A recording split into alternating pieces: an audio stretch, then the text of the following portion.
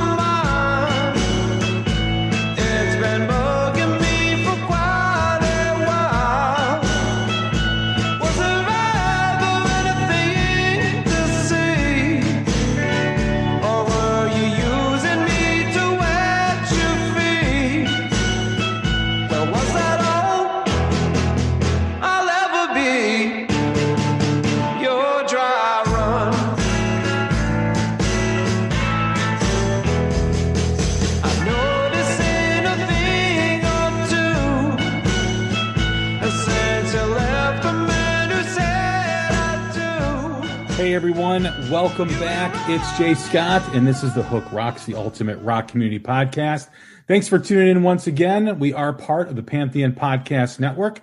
You can find Pantheon Podcast at pantheonpodcast.com, as well as social media outlets like Instagram, Twitter, and Facebook at Pantheon Pods. You can find some of my friends that I always talk about on every show, Vinny Appice and Carmen Apice on the Hangin' and Bangin' podcast. Tom and Zeus on Shout Out Loudcast, the #1 rated Kiss podcast. Martin Popoff, the rock historian. Mistress Carrie, the legendary DJ out in Boston. And Chris and Aaron on Decibel Geek, as well as many others. There's also some of my friends outside of Pantheon, like All Things Blues and Southern Rock, the Itch Rock and Radio podcast, as well as Pod of Thunder. So check out all those, and great podcast community, talking music, talking a lot of new music as we do on this show. You can find The Hook Rocks wherever you podcast on all podcast platforms like Apple, Spotify, and Amazon. You can also find us on Twitter, Instagram, and Facebook if you search up The Hook Rocks. Set your app to automatic download so you get the latest episode right to your phone. We've had some great episodes recently. We just had James Lomenzo from Megadeth, Tuck Smith, who's got a new album coming out first week in November. We had Tyler Bryant. We just had Jax Hollow, the great female blues artist from Nashville, as well as many others. Check out the Mark Tremonti interview. Alter Bridge just released a new album a couple weeks ago, and plenty of others. We've had over 400 episodes in the 3+ years we've been doing this, so there's plenty for you to listen to. And we've got a great new music spotlight for you today. I was introduced to this band by Jason on All Things Blues and Southern Rock in the month of September.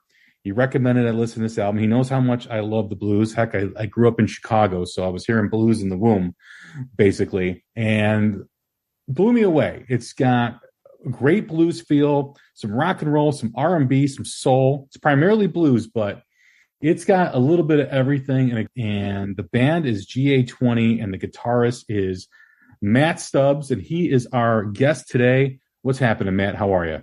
Not much, man. Thanks for having me.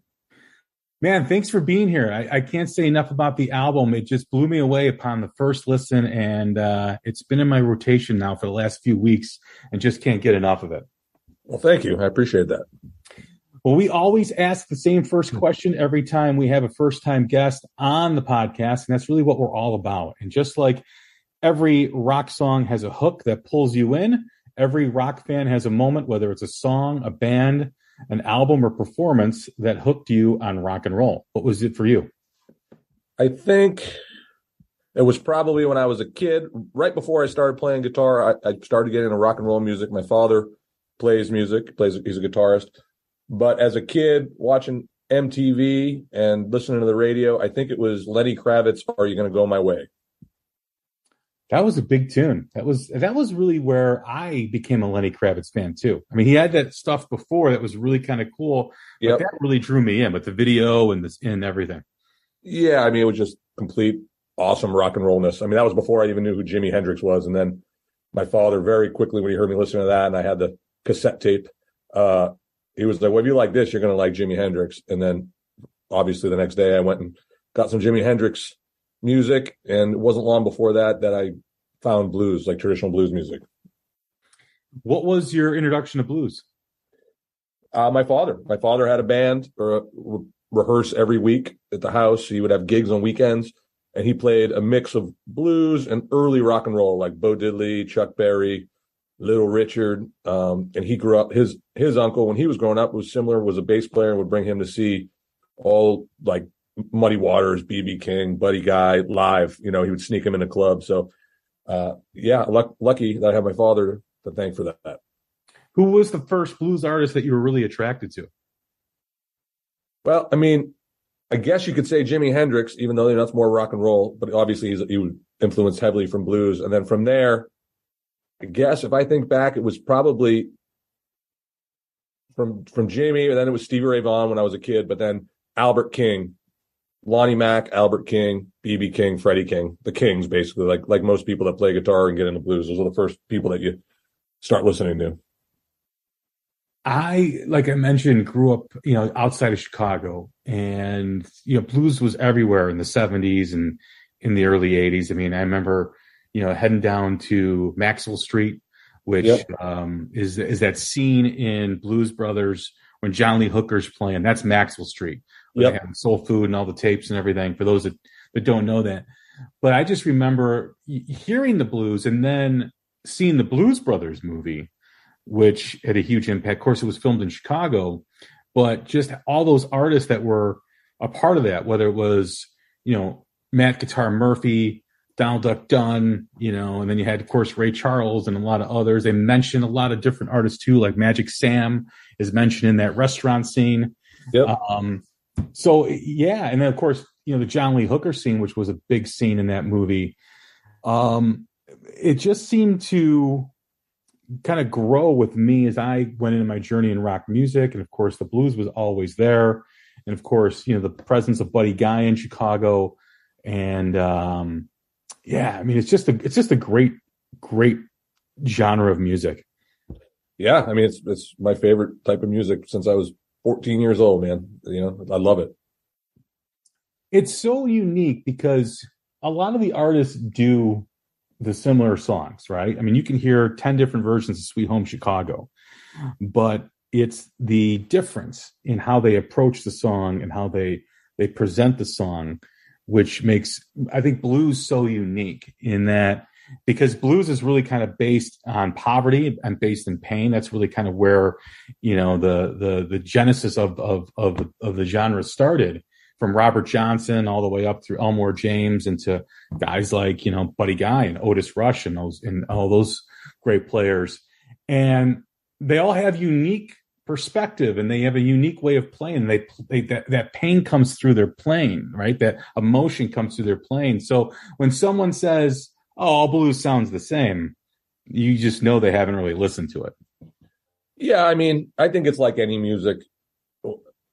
Anything can all sound the same. I mean, country music can all sound the same. Hip hop can all sound the same if you don't really dig in and do, and learn about it and train your ear to hear differences. And I mean, blues has so many different styles, like there's West Coast blues, Texas blues, Chicago blues, Delta blues, hill country blues. And, you hear people saying, oh, it's only 3 chords, which is not accurate. There's lots of blues that are more or less than 3 chords. But I understand the progression of 12-bar blues. I think people refer to that, but it's like any music. It can sound all the same, but if you find people doing it and doing it well, it can be very inspiring. You know what I mean? And same thing with jazz. I remember when I first started listening to jazz as a kid, I couldn't figure it out. Just listening, I'm like, well, it just sounds like they're going crazy over there. Now I listen to jazz, you hear changes and you can, follow melodies and stuff. You train your ear to hear things. But blues, like country music, is also a storytelling music where I feel like modern blues, there's a lot of modern blues out there now that is pretty different than traditional blues. And I think most people's mind goes to modern blues when they hear the word blues. It's kind of got a PR problem with that. Like someone says blues music to me, I go to someone like you just mentioned, Otis Rush or Earl Hooker, Gatemouth Brown, Guitar Slim, Johnny Guitar Watson. My mind doesn't go to blues players, that were influenced from British blues and that, going forward into the 70s, 80s, and 90s. I don't listen to that style of music. It's totally different. Yes, they're using similar progressions, but it's a total different style of the music, And I think people go to that right now when they think of blues. There's not many bands playing traditional blues. Yeah, no, there isn't. I mean, I could think of maybe a handful of artists, like Kingfish plays more of a traditional sounding blues, but I mean, even Kingfish. I mean, we're friends with him. We've done shows with him. His records to me are very modern blues. He can play traditional. He can play. I mean, his playing is traditional. He can play. I mean, he can pick up a acoustic guitar and play super traditional, super raw. He's capable of it. Obviously, he's amazing. But when I listen to his records, they sound like modern blues to me. Nothing wrong with that. It's just a different style of blues that, I grew up listening to, I mean, he's one of the biggest names in the business right now. And he's a super nice guy and a crazy guitar player, like really good. But when I hear those records, that sounds like modern blues to me. A lot of it has to do with production, just the way it's produced, and the way you play. But, not that it's good or bad. It's just a different style. I think people go right to that when they hear blues these days, modern blues. Prior to this, I think it was a couple weeks ago, prior to this conversation, Buddy Guy announced his farewell tour. Yeah, I saw that. Yeah, and my son plays, and he's a teenager, and I've got 2 teenage nephews, and I told him, I go, I'm taking you guys to see Buddy Guy. Like, my son knows who he is, but my nephews didn't. I go, he's like the last of the original guys. There's really no one else after him. I mean, all those guys from that era and that period are gone. And he's a fabric of, American music. I mean, he is, you guys listen. I told my nephews and my son, you guys listen to Zeppelin, you listen to all these bands from back then. They all regarded him as the best guitar player on planet Earth. That's the way he bent the string and the way he played. So you got also one of the best blues singers alive. I mean, maybe of all time. I mean, I've been lucky enough to do a bunch of tours with Charlie, playing guitar with Charlie Musselwhite. That Buddy was on as well. It was like double or triple bills. And I'd watch him every night. I mean, I've been seeing Buddy since I was probably 16, and his voice is as strong as it's ever been, which is pretty incredible to be in your 80s and be able to sing like that still. You mentioned the PR problem that blues has, and I think there's some truth to that. I also wonder why it seems like there's a gap in popularity with today's music. It's so, to me, it's presented in such a simple way, right? And young people seem to not gravitate towards it. Rock and roll has its issues with younger audiences. Why do you think there is that decline in popularity with traditional blues and blues today with the younger generation? Well, that's a tough question because I don't want to get myself in trouble. A I've spoke about this a lot with other interviews. I'll take a step back and say, if you look at other American music, traditional country music, soul music, funk, or garage rock, which doesn't have to be American, that could be British or whatever, or European, but all those things have had a revival in the last, 10 years or more, especially country music right now. Blues has not. It hasn't. There's no, when I say revival, I mean people making records in a classic sounding way and honoring, that older sound. I don't want to say older or vintage, but that's, there's people like Sierra Farrell, who's a country artist right now, and she's making great records, country music. And blues, first of all, blues doesn't really have that. There's a couple outliers that are doing it, but I've yet to see many that take it the next step to, I don't want to say mainstream, but to bigger audiences outside the genre itself. Like country to me is doing it right now. Traditional country music, there's tons of young, up and coming people making classic sounding records that are getting on other style festivals. They're getting on just music festivals, and they're going performing, and they're getting big. Charlie Crockett's another one that comes to mind. He's blowing up. He's playing traditional country music. His records sound classic. Blues hasn't had that. Why? I don't know. I don't know why. I don't know. That's why we started this band, and when we make our records, we're trying to do that. There's a few people doing it, but not a lot. And I think the word blues scares people. Like I said, it's got a PR problem. You say blues, people automatically go to their dads in the garage on the weekends playing, with their New Balance sneakers and a bowling shirt. No offense to anyone who wears that, but they don't think about Buddy Guy in the early 60s just, exploding on the stage and Jimi Hendrix canceling gigs to go see that guy. They don't know. They haven't been exposed to it. And I think there's been a lot of records made, put out by blues labels, and the production on those sound modern, and they sound like they're influenced from classic rock. They're coming from that angle. Nothing wrong with that. That's cool. There's some of those records I like a lot, but does not sound like the blues that I listen to, and the blues that I love. It's this different style, and the blues scene has really been populated with that. Like, I've been playing with Charlie Musselwhite for almost 15 years. I've played most of the blues festivals in the States and in Europe, and a lot of those festivals are filled with those bands. And very rarely do I go and see a band playing straight up traditional blues. There's not really many people doing it. I mean, if you go to Chicago and you go to clubs, that's happening there, but on the mainstream, it's not. And I don't know if it's that labels don't want to touch it, because we started this band in 2018. We've put out 3 full lengths, 2 EPs, and we're with a non-blues label. We're the only blues act on our label, but they do like soul music, and they're tapped into the vinyl community. So since day one, we've been feeding that crowd and trying to, stay relevant with the blues scene as well, but trying to get opening slots or on festivals that aren't blues.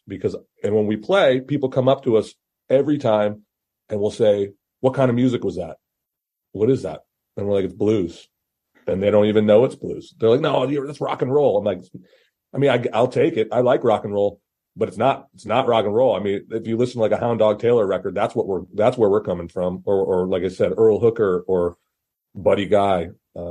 So I don't know. It's kind of a long-winded answer, but I think that it's somewhere in there. I don't think enough people are making that type of records, or if they are, it's not getting in a place where they can reach wider crowds that haven't been exposed to it, Is it a wider spread problem of basically the music industry becoming now a tech industry with all these algorithms and with all these different types of programs, and they're trying to find that earworm that people will find? Because to me, rock and roll and blues don't really fit into any algorithm.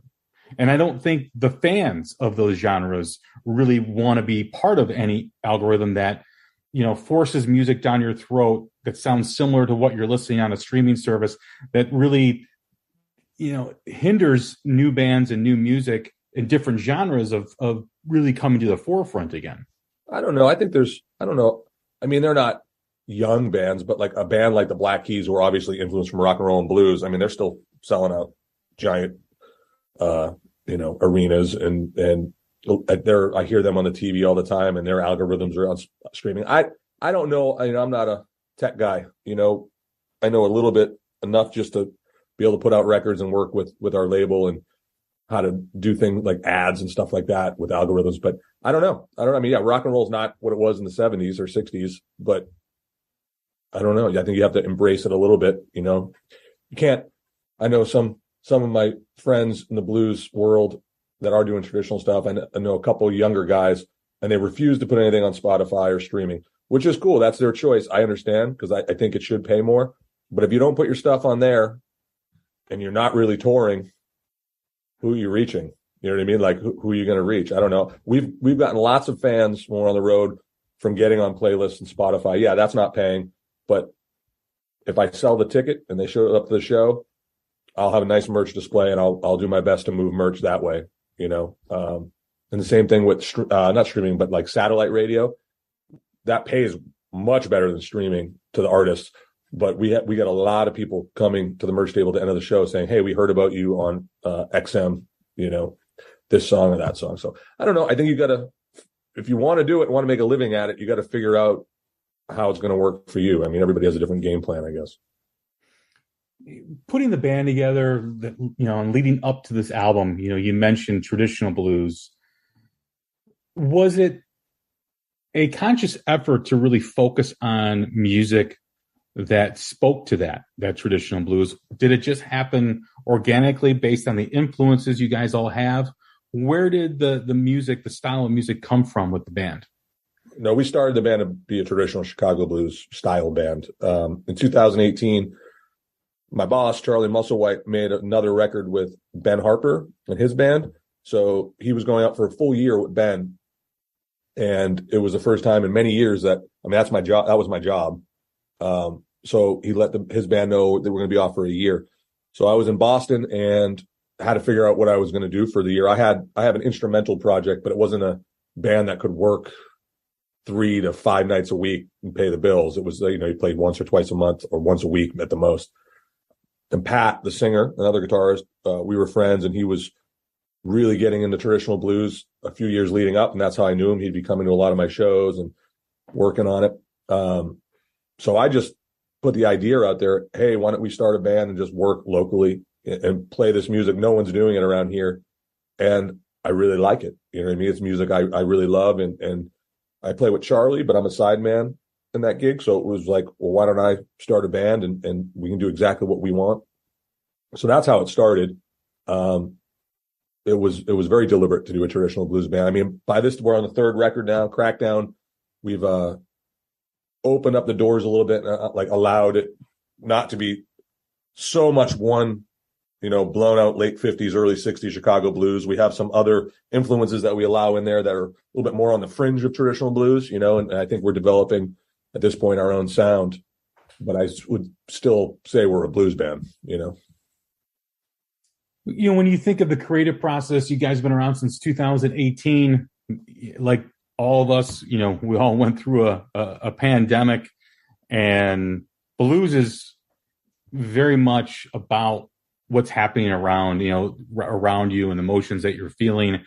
Was there any type of or what was the evolution of the band during that time that led up to this album? Was there a difference in, you know, the tone, the lyrics, or was it just, you know, keeping it inside, you know, GA-20 the way you guys envisioned it? Crackdown was actually recorded before the pandemic, so there was no influence from that. We didn't know that was coming. Crackdown was actually the follow-up to our first record, Lonely Soul, and we were planning on releasing it in 2020.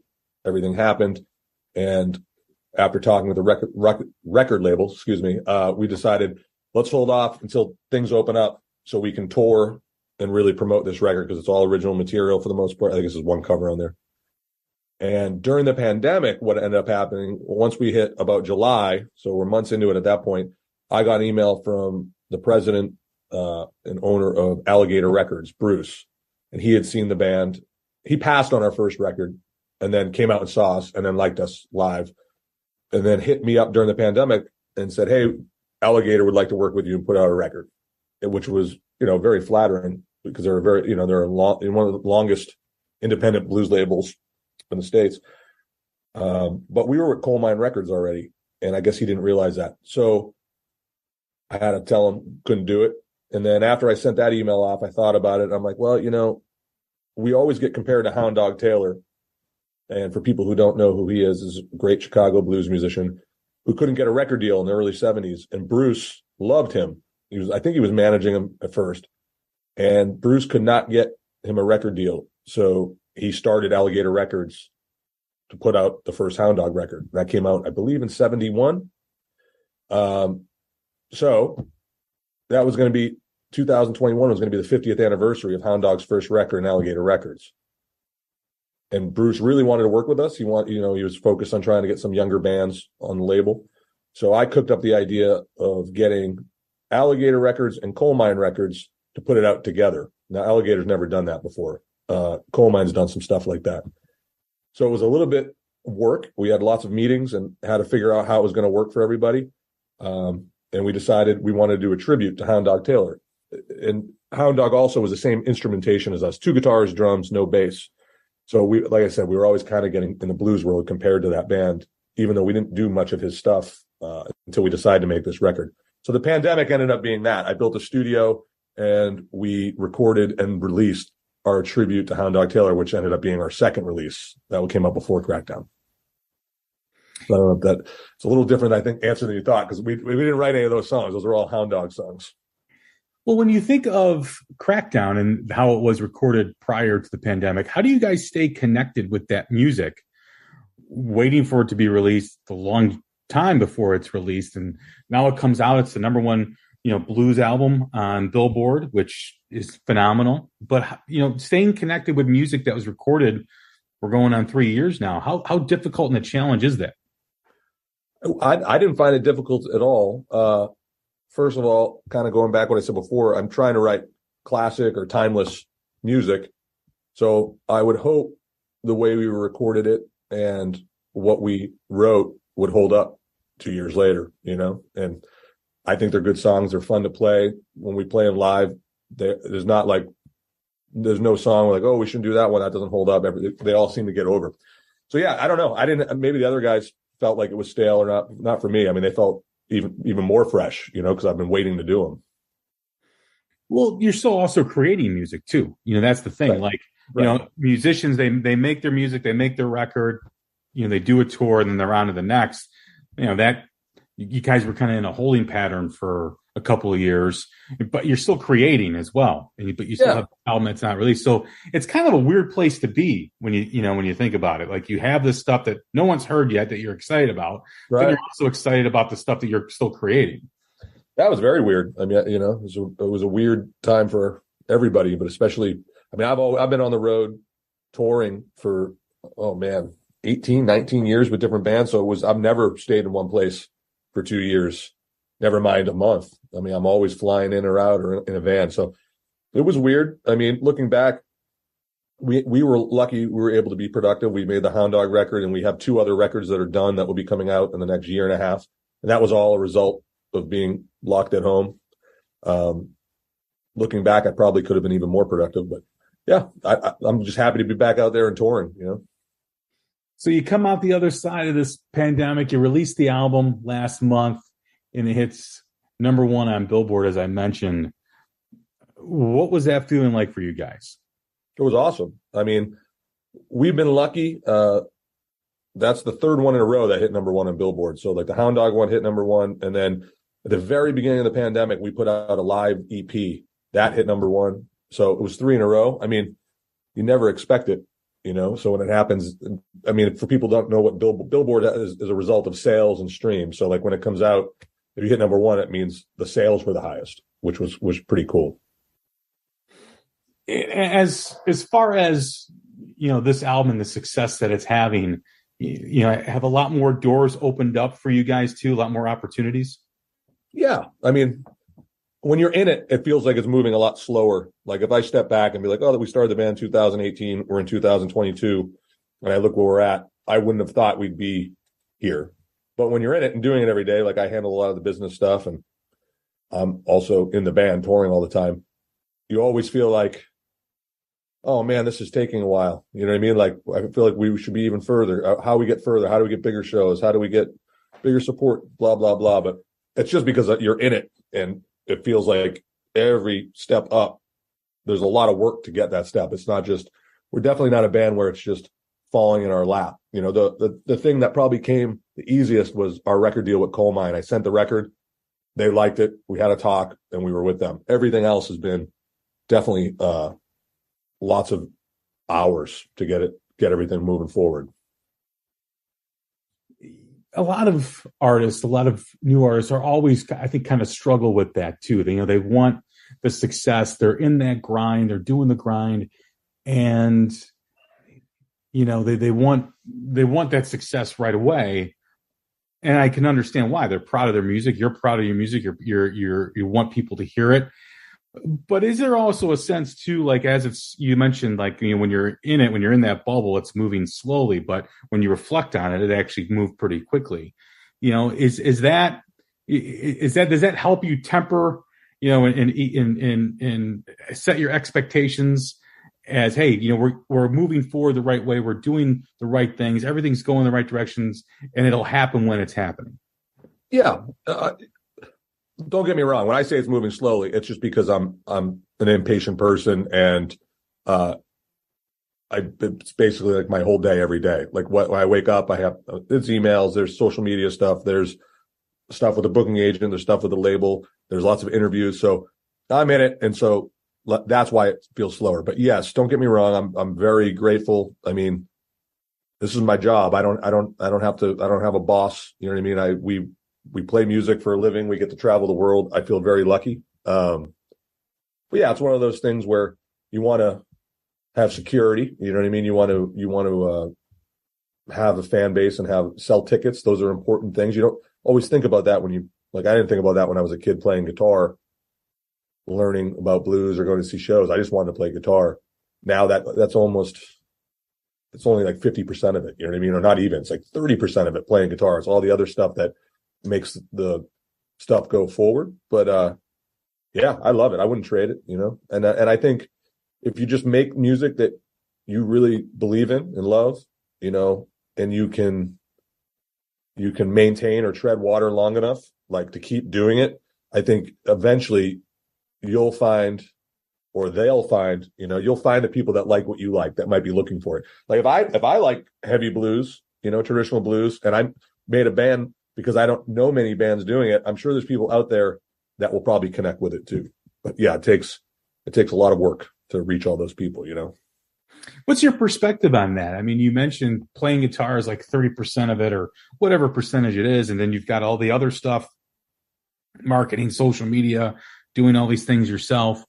That's not something I think a lot of artists think about when they're wanting to be in a band and wanting to create music, is all the business side of it, or the things that you have to do to kind of keep building your fan base, keep building your brand as a band. What is, in terms of perspective, like how tough was that to learn that when you started doing that? Like, hey, I got to focus on some of this other stuff. I naturally gravitate towards that stuff for whatever reason. Like in our band, there's 3 of us. I do probably 90%, 95% of the business stuff, maybe more. Pat does some design work. But other than that, I'm doing all the other stuff. And it wasn't hard for me. It's just a lot of work. It's a lot of time. And it's probably the guitar playing is actually probably less than 30%. It's probably like 20%. I mean, if I look at how many hours I spend a week on the band as a business, and how many hours a guitar is in my hand, it's probably like 80-20 or 90-10, the guitar being the lower amount.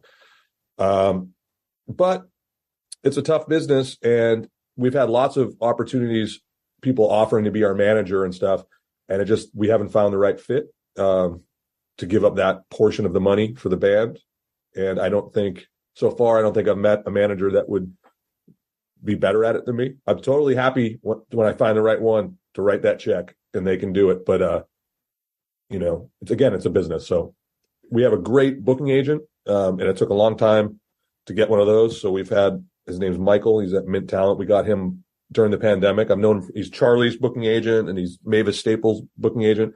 And I've known him from years through that, but he changed agencies during the pandemic, and we were able to get on his new agency, and that made a huge difference. That took a bunch of weight off of our shoulders because he's just really good at his job and he can get us on the road and keep us on the road.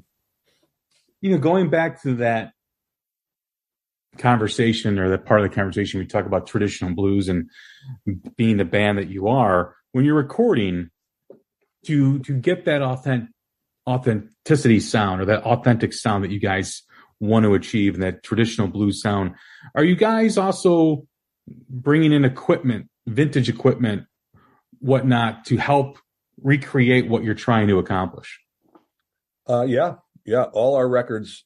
I'm a big vintage gear collector. Pat has gotten in on that a little bit, and Tim, same thing with drums. On the records, most of it's all like vintage guitars, vintage amps, a lot of vintage microphones, not all vintage microphones. And we bring in really good engineers that know exactly what I'm going for. And I produce all our music, so I'm the producer for everything that's come out so far. And so I work with them. I'm very particular of what the end result's going to be. And a lot of it, though, for this style is the engineer kind of staying out of the way and being minimal. Like the Hound Dog record, I think we only used like 6 or 7 microphones at any given time. We're all in one room. If you isolate any of the microphones, you're going to get bleed from the other instruments. So it's more about a performance. Crackdown, there's some overdubs on there, but all the performances were us all in one room playing live. It's not like, okay, play the drums to a click, isolate the guitar, and layer it like a pop record. So I think that's the biggest thing. We go for performance. Like lots of our records have little mistakes on it, and I'm usually easier going on that than the other guys. Like they always, Pat and Tim like to try to fix everything. Not everything, but they like to listen back and get back in there. And most of the time, I'm listening to the performance, and I'm like, is the performance good? I don't care if you hit a bad note there. Like, how's it feel? Is there energy in the room? Are people going to connect with this? And you can kind of fix things in the mix later if you need to. And I think that's the most important thing. First step. Second step is mixing, post. I have a different engineer that does all our mixing, and I do that with him. His name's Pat DeCenzo. And then that's the real, like, massaging it and really getting in there and making sure, because we don't have a bass player, making sure you got enough low end, what instruments creating the low end, because you don't have bass. Is it a kick drum or a guitar? And then, really staying focused on what the concept is. To me, I want to make a record that is a full album, front to back. You put it on and it's not all over the place. It's like a concept. It's about the songs and it works together. And I think we've done that. I think Lonely Soul has a sound. I think the Hound Dog record totally has a totally different sound, but a sound for the record. And then Crackdown is somewhere in between, I think, even though it was recorded second. Aren't those mistakes, if you want to call them that, or missing notes, isn't that part of that spirit of traditional blues? Yes. I mean, not just blues, but jazz, soul, rock and roll. I mean, early Beatles records, they have mistakes on them. I mean, they become not mistakes, though. They become just part of the song, Old blues records, man. I remember, I backed up a lot of harmonica players through the years, other than Charlie, but guys that, like, Little Walter is a god to most blues harmonica players. And so you have to learn all these guitar parts to back them up. And so many of those songs have quote unquote mistakes, meaning like the progression changes, one bar it's off, or the vocals come in early or late, or on the verse, they're different the second time around. So technically when you first start learning, you're like, oh, it's a mistake.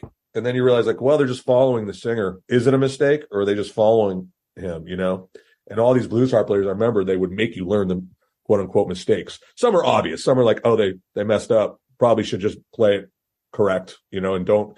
But there's like Hound Dog, man. That record's a perfect example of there's songs where you first listen, you go to learn it on guitar, you're like, oh, they messed up. They dropped 2 bars there, but they do it every time. So it's not a mistake, right? It's like, they're following the melody line of Hound Dog, and that's just the way the song goes. I don't know. So I don't know if it's a mistake, Weird. Do you ever write a song or demo a song and say to yourself, I need this piece of equipment to make this song what I want it to be? Yeah.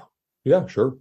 I think I have most of the stuff I need at this point because I've been collecting for years. But yeah, I'm always buying amps and guitars. And for the Hound Dog record, a good example of that was, Pat didn't really play a lot of slide guitar yet, and we decided to do that record. So he had like 3 months to like learn all the Hound Dog style slide playing. But Hound Dog used a really particular guitar. He used an old Teisco, or they call it a Kingston. It's like a cheap Japanese guitar from the 60s. So leading up to that session, we bought maybe 5 or 6 of those. So we were just searching for them on Craigslist or on reverb.com or eBay or whatever. And we were just buying them like every week. He would buy a new one or I'd buy one. And we would just, during rehearsals, listen to Hound Dog and then put it through the amp. And we bought similar amps that they were using. So in that case, that record especially was like, we all bought different shit for that record. Luckily, it wasn't very expensive stuff. It was like $80 guitars or something. What's next for you guys? I know you guys have some tour dates coming up. I think you're going to Europe here. Yeah.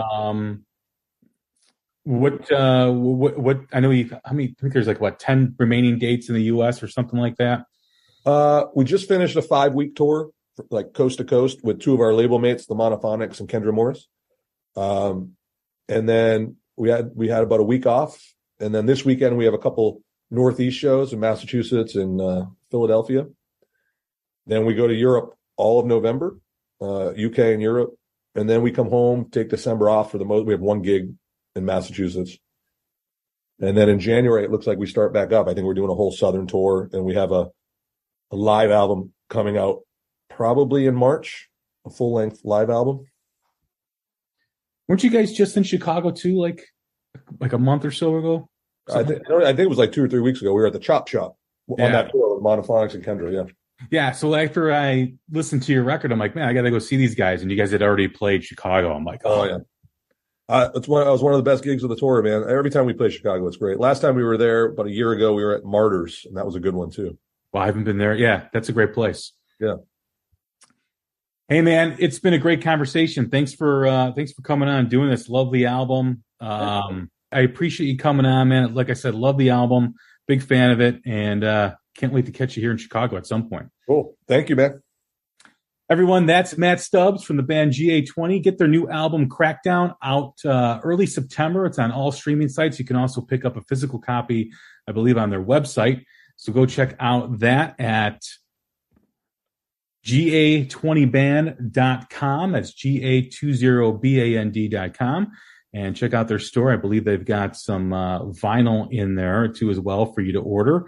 But it's a great album. Check it out. You'll enjoy it. I'm Jay Scott. This has been The Hook Rocks. Take care of each other. We'll talk soon. Thanks.